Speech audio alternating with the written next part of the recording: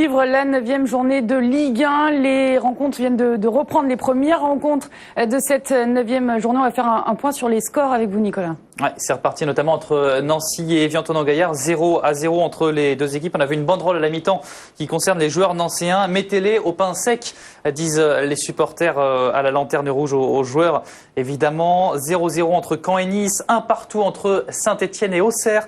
Ben Sarr avait ouvert la marque pour Auxerre, égalisation de Saint-Etienne de Guilavogui. Surprise, Sochaux mène face à Toulouse sur sa première réelle occasion. 1-0, c'est Maïga qui a marqué.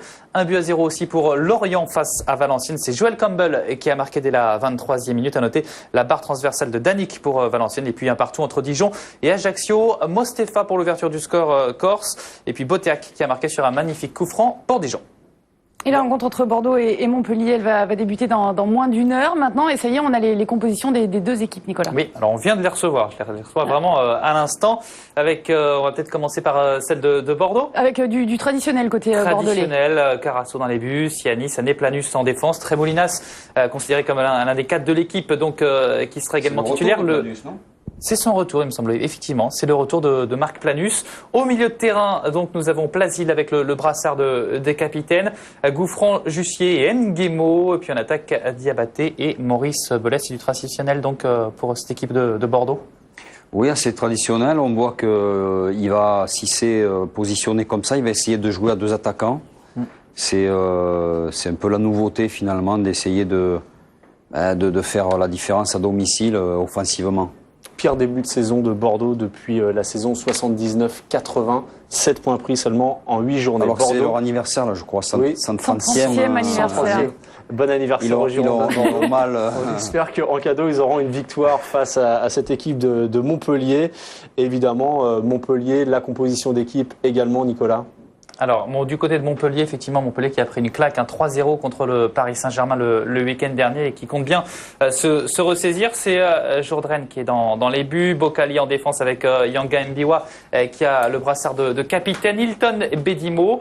On a aussi Belanda au milieu de terrain avec Estrada, Seyi et puis Utaka qui sera également titulaire. Olivier Giroud, bien sûr, en attaque aux côtés de Camara. Voilà, 2 équipes qui ont pris 3 buts d'ailleurs le week-end dernier.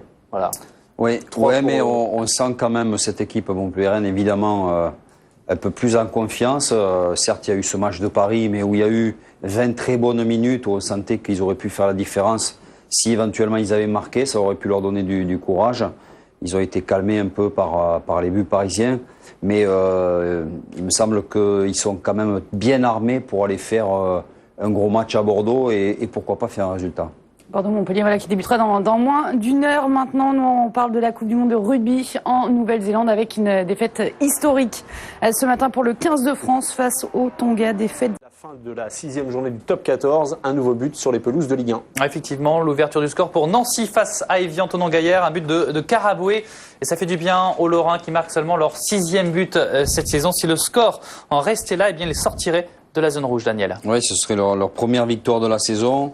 Très beau but de Caraboué, frappe lointaine. Il a éliminé son adversaire direct pour frapper coup de pied croisé au ras du poteau. Et Laquet qui fait un très bon match jusqu'à présent. S'incline, il ne peut rien sur cette jolie frappe. Voilà, Nancy donc qui mène pour l'instant 1-0 face à Évian. On continue. 20h15, la suite de Sport Week-end, le but par but, 9e journée de Ligue 1 avec des buts quasiment sur tous les terrains, à part Caen, Nice 0-0. On va faire le point score buteur avec vous, Nicolas Bensussan. Alors Caen, Nice 0-0, vous avez bien fait de le souligner, mais Thébault vient de sauver son camp pour les Canels et Niçois qui ont failli ouvrir la marque. 1-0 en tout cas pour Sochaux face à Toulouse. C'est Maïga qui a marqué. À noter que Teddy Richard vient de sortir une superbe frappe de Sochaux, Toulouse. Teddy Richard, qui fête sa 300e ce soir en Ligue 1. Lorient-Valenciennes, 1-0 pour Lorient. C'est Campbell qui a marqué. Il a vu son 2e but refusé également pour un hors-jeu pas évident. Il y a un penalty à Nancy. Nancy et Évian-Thonon-Gaillard. Nancy qui a ouvert la marque par Caraboué à la 54e minute. Nancy qui pousse. Bertrand Laquet qui est le gardien d'Évian ce soir qui a fait des parades extraordinaires depuis le début de la soirée. Eh bien, il a cédé première fois face à Caraboué, donc là peut-être une deuxième fois face, je ne sais pas qui va tirer. En tout cas, Daniel, pour l'instant, ça discute. C'est contre Nancy, il me semble. Ah, c'est contre Nancy. Ah oui, c'est contre Nancy. Bon, alors contre Nancy, on verra ça dans un instant. En tout cas, Saint-Etienne, Auxerre, on en est toujours à un but partout, malgré un poteau d'il y a quelques instants de Sacco pour les Stéphanois. C'est Ben Sahar qui a ouvert la marque pour les Bourguignons. Et c'est Guy Lavogui qui a égalisé pour Saint-Etienne. Je crois qu'on a fait tout le tour des stades pour le moment. On va peut-être assister donc au pénalty. C'est ça de d'Évian-Tonon-Gaillard dans quelques instants. En faveur donc d'Évian, on va bien sûr en reparler. En attendant, on va partir en Alsace. Merci Thomas Sénécal avec David Arnold à vos côtés. Dans un instant, des nouvelles de Karim Benzema, mais avant cela, un nouveau but sur les pelouses de Ligue 1. Oui, Nancy Évian, un but partout, égalisation donc savoyard de bon goût sur penalty, il y avait bien faute. Oui, il y avait faute. Très bien l'action de Sagbo. Lotiès fait une faute. Sagbo qui a jonglé Il s'est amené le ballon. en s'amenant le ballon. Il est dos au but et il se l'amène face au but. C'est vraiment un beau geste d'attaquant. Faute indiscutable. Et le jeune Cédric Mongongou qui l'a marqué à contre-pied. Et puis voilà, un défenseur qui tire un penalty, mais bien tiré. Des nouvelles de Karim Benzema. Il s'est blessé cette Dans la 9e journée de Ligue 1, Nicolas. Oui, c'est Lorient qui fait le break face à Valenciennes. 2-0 après l'ouverture de Joel Campbell en première mi-temps. C'est Yann Jouffre qui marque le deuxième but des Merlus. Un but tout en finesse. Il est aussi maître en puissance. Oui, il s'est pas posé de questions. Très bon débordement côté droit. Centre au premier poteau. Pinto se détend bien, mais il relâche le ballon. Il le repousse plein axe. Jouffre arrive lancé. Ne se pose aucune question. Demi-volée pied gauche en force. Il trouve tout le monde et presque les filets. Une petite info peut-être également entre Sochaux et Toulouse avec la sortie de Loïc Poujol qu'on avait entendu à la mi-temps. J'espère qu'on ne lui a pas porté malheur. En tout cas, il s'est blessé tout seul. Coup dur pour Sochaux qui mène toujours 1-0 face à Toulouse. Notez que Sébastien Corchia, déjà en première mi-temps, avait dû quitter ses partenaires prématurément. Voilà, on va parler... Exactement, blessé à la cheville. On parle maintenant du championnat d'Allemagne. Le but marqué, point score buteur avec vous Nicolas Bensussan. Sochaux qui plie mais ne rompt pas face à Toulouse. 1-0 pour les Sochaliens qui ont fait leurs 3 changements. 3 blessés. C'est Maïga qui a marqué à la 8e minute. Un partout entre Saint-Etienne et Auxerre. Guy Lavogui a égalisé pour les Stéphanois après que Ben Sahar ait ouvert la marque. Lorient a déjà fait le break face à Valenciennes. 2-0. Joel Campbell pour le premier buteur. Yann Jouffre pour le deuxième but à la 68e minute. 0-0 entre Caen et Nice. On s'ennuie ferme pour l'instant sur cette rencontre. Nancy-Évian, un but partout. Karaboué avait ouvert la marque pour les Nancéens, mais à Mongongou sur penalty a égalisé pour les Hauts-Savoyards. Et puis Dijon-Ajaccio, toujours un partout. Mostefa avait ouvert la marque pour les Corses. Égalisation de Botéac, un splendide coup franc. Et tout à l'heure, dans moins de 30 minutes maintenant, c'est le dernier match de la journée. Ce ne sera pas de la 9e journée, mais en tout cas de ce samedi. Bordeaux-Montpellier, les compositions d'équipe, à commencer par Bordeaux, évidemment, qui doit gagner ce soir. Avec un retour de Marc Planus en défense. Vous le voyez à l'écran, Carasso dans les buts. Planusiani pour la défense. Sané à droite, Tremolinas à gauche. Nguemo à la récupération. Plasil portera le brassard de capitaine. Jussier et Maurice Belay alimenteront en bon ballon Diabaté et Gouffran. Voilà pour la composition bordelaise du classique avec le retour de Planus. Équipe, oui, Planus de Giroud, alors qu'il était valable, exceptionnel. Il est sur la pelouse ce soir, évidemment titulaire. Effectivement, avec Camara également à la pointe de l'attaque de Montpellier. Giroud, Camara avec Utaka sur le côté gauche et puis Belanda pour soutenir les 3 hommes. Estrada, Saï, là on joue à 2 milieux défensifs. Et puis la défense, Bedimo, Hilton, Yanka Mboa, Bocali, Jourdain dans les buts. Voilà, Bordeaux-Montpellier qui va donc débuter à 21h. Et puis demain, en clôture de cette 9e journée de Ligue 1. Alors que Nicolas, vous avez un nouveau but. Oui, je vous interromps parce qu'il y a un but à Caen. Caen-Nice, 1-0 pour Caen. Et oui, les Normands qui viennent d'ouvrir la marque, je vous le disais tout à l'heure, on s'ennuyait ferme. Eh bien, un petit rebondissement à Caen. Il me semble effectivement c'est Pierre Lafro. Voilà. Voilà, 0-0 et paf, le but. Exactement. 0 pour Caen face à Nice, et je vous le disais. Demain, on attend évidemment avec beaucoup d'impatience ce duel au sommet entre le PSG. Il se passe quelque chose à Caen. On s'est embêté dans cette rencontre entre Caen et Nice, mais là, il n'y a plus de lumière. Voilà, le stade est plongé dans le noir. C'est assez incroyable.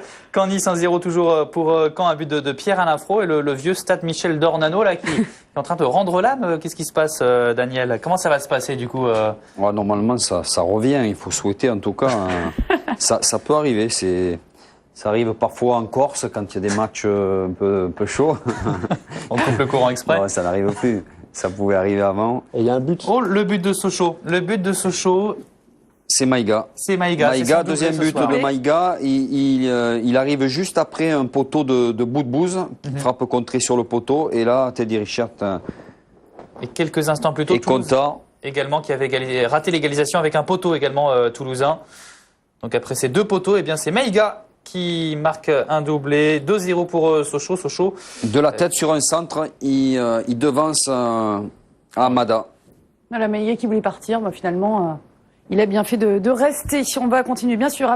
Avait pris 6 buts lors du dernier match à Bonal et Sochaux est en train de véritablement corriger Toulouse. Effectivement, 3-0. J'ai pas vu le buteur. Daniel, vous peut-être m'aider là-dessus, mais en tout cas, ça fait 3-0 pour Sochaux. C'est peut-être Bakambou. C'est une passe de Boudbouz, une nouvelle fois. Très belle action avec cette passe croisée dans le dos de la défense. C'est surtout un but en pivot, remarquable, très difficile à mettre avec beaucoup de précision en maintenant le ballon au sol. C'est Bakambou. Très beau but de Bakambou qui était rentré en cours de rencontre. En tout cas, il y a la défense qui tient le coup également. 10 buts encaissés sur les 2 derniers matchs. Et là, pour l'instant, des cages inviolées côté socialien. On continue de parler football avec des nouvelles de Karim Benzema. Il s'est blessé mardi soir face à l'Ajax Amsterdam en Ligue des Champions. Il souffre d'une déchirure à l'adducteur. Voilà pour donc Karim Benzema, des nouvelles. À quand on en est où de la lumière là? Il y a un responsable d'EDF qui est en train de téléphoner. Toujours noir. Le stade plongé toujours dans le noir depuis 5 minutes. On le rappelle, Caen qui mène face à Nice 1-0. Un but de Pierre-Alain Frot et le match n'a toujours pas repris. Alors si ça reprend, on jouera une bonne dizaine de minutes. Ça c'est certain. Voilà.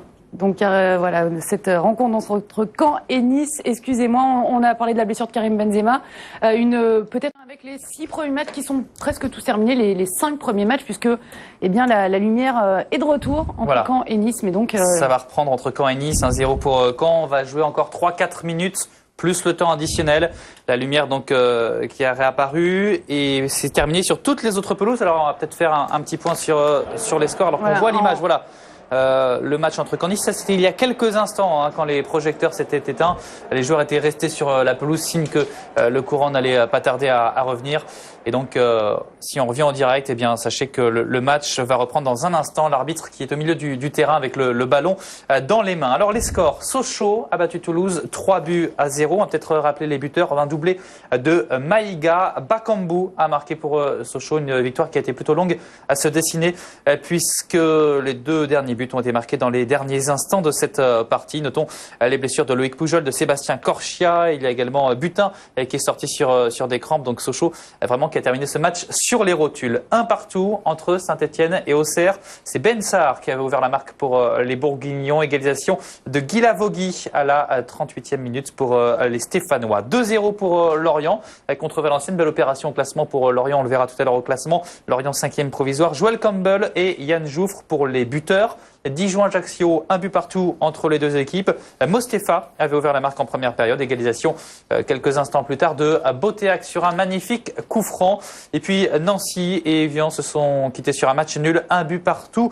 Nancy toujours lanterne rouge. Karaboué avait ouvert la marque. Et Mongongu a égalisé sur penalty pour Léo Savoyard. Voilà. Et on va revenir sur cette rencontre entre Sochaux et Toulouse, parce que c'est quand même l'une des surprises de la soirée. Sochaux qui restait sur 2 lourdes défaites et qui s'impose face au 3e du classement. 3-0. On va découvrir avec vous les buts, Nicolas. Alors, un doublé de Maïga, un but de Bakambou. Le premier but de Maïga, hop, sous le gardien. Ça fait 1-0. C'est un beau but parce qu'il est précis. Et on joue encore entre Caen et Nice. On en est où, Nicolas? Je crois que le match n'a toujours pas repris, malheureusement. Alors, on était un petit peu ambitieux. Toujours 4 minutes à jouer. C'est toujours l'arbitre qui a le ballon entre les mains, qui appelle les 2 capitaines. Il va y avoir souvent un entre-deux au milieu du terrain avant la reprise de cette partie. Et on va refaire le point sur les dernières rencontres. Rappelez peut-être notamment le match nul de Saint-Etienne face à Auxerre. Un but. Sako avait touché le poteau pour Saint-Etienne en 2e période alors que le score était de 1 but partout. Beaucoup d'occasions dans cette rencontre en tout cas et Auxerre s'en sort plutôt pas mal. Merci beaucoup messieurs. On a suivi donc avec vous cette 9e journée de Ligue 1. Nicolas et Daniel et nous on va se retrouver dans quelques instants pour la suite de Sport Week-end.